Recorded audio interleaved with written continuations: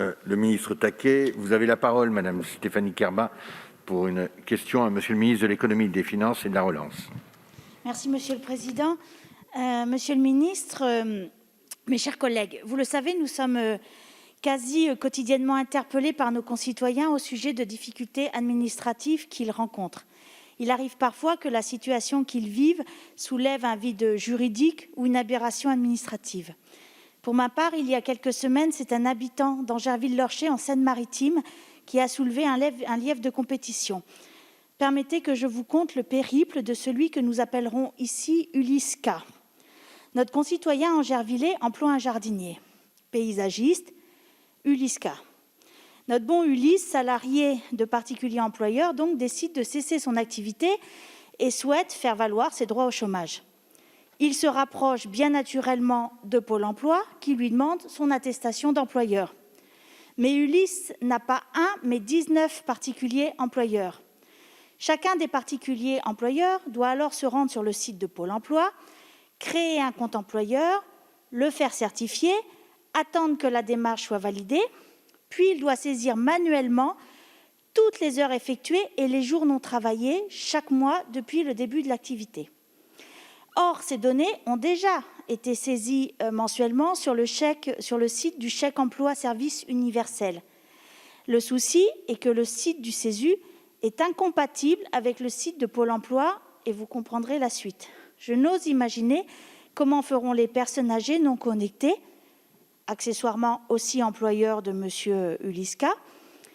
En réponse, la conseillère de Pôle emploi a informé notre particulier employeur que ces personnes âgées, et là je cite, « devraient se débrouiller pour se connecter et faire ces démarches, il faut vivre avec son temps ».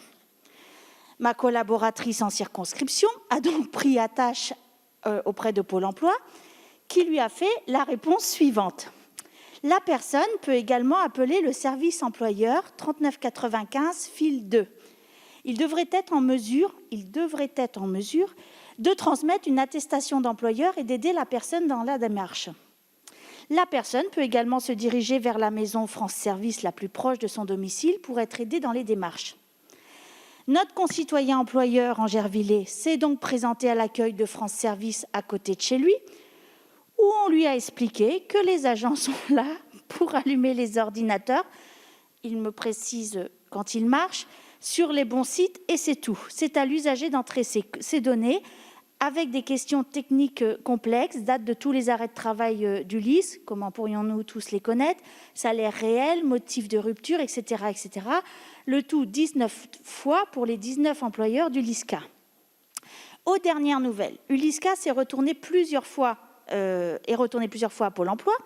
Les employés ont gentiment proposé un modèle de l'aide de ladite attestation employeur en expliquant ce que ces employeurs devaient remplir sur leur ordinateur. L'ennui, c'est que certaines options de l'attestation papier, notamment concernant la rupture de contrat de travail notamment, ne figurent plus sur l'attestation informatique et Pôle emploi ne le savait pas.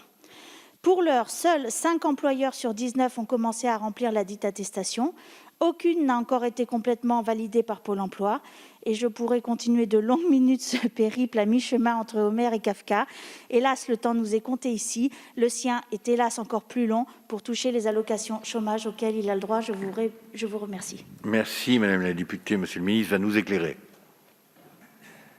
Tu vas le faire, en tout cas, Monsieur le Président, Madame la députée, Mesdames et Messieurs les députés, Madame la députée Carda. Écoutez, le Code du travail prévoit que tout employeur délivre à son salarié lors de la fin du contrat de travail les documents qui lui permettront d'exercer ses droits relatifs à l'assurance chômage. C'est une procédure qui est nécessaire, évidemment, pour permettre aux salariés de faire valoir leurs droits, de garantir le juste accès à un revenu de remplacement aux personnes recherchant un emploi. Cela fait partie des obligations de l'employeur, en contrepartie du travail qui a été fourni. À l'heure actuelle, il n'existe pas encore de procédure automatisée qui permettrait un partage des données entre le Centre national CESU et Pôle emploi pour le cas spécifique des salariés de particuliers employeurs, qui était l'exemple au centre objet de votre question. L'action de l'employeur reste donc en effet nécessaire. Et j'attire cependant, si vous m'y autorisez, votre attention sur 2 points. D'une part, l'attestation qui est à remplir pour les particuliers employeurs sur le site internet de Pôle emploi est déjà une version simplifiée par rapport à à la version de droit commun, ai-je envie de dire. D'autre part, la plupart des informations qui sont demandées sur ce formulaire peuvent être retrouvées facilement. Et pour le cas des assistantes maternelles, par exemple, l'Urssaf a déjà mis en place un accompagnement dédié à partir d'un site internet spécifique qui guide l'employeur et facilite chacune des étapes de la fin du contrat. Ça, c'est spécifiquement pour les assistantes maternelles. C'est donc un système, je vous le concède, qui doit être globalement amélioré encore. Et c'est d'ailleurs dans ce cadre que l'Urssaf va déployer courant 2022 une déclaration des fins de contrat pour les utilisateurs des services CESU et Page Emploi qui intégrera d'autres services, comme le calcul des indemnités dues lors des fins de contrat de travail ou encore les soldes de tout compte. Cette nouvelle offre, elle s'inscrit en complément des évolutions à venir. Dès l'année prochaine, par ailleurs, les employeurs bénéficieront, grâce au CESU, de l'avance immédiate de leur crédit d'impôt lorsqu'ils recourront à des services à la personne. Madame la députée, l'objectif du gouvernement à plus long terme est de pré-renseigner les attestations employeurs, notamment en ce qui concerne l'historique des rémunérations versées. Il suffira ensuite pour le particulier simplement de les valider. Vous le voyez, ces objectifs de simplification, en l'espèce et dans beaucoup de champs de l'action publique et de la relation que nos concitoyens entretiennent avec leurs administrations, restent au cœur de l'action du gouvernement. Merci, monsieur le ministre.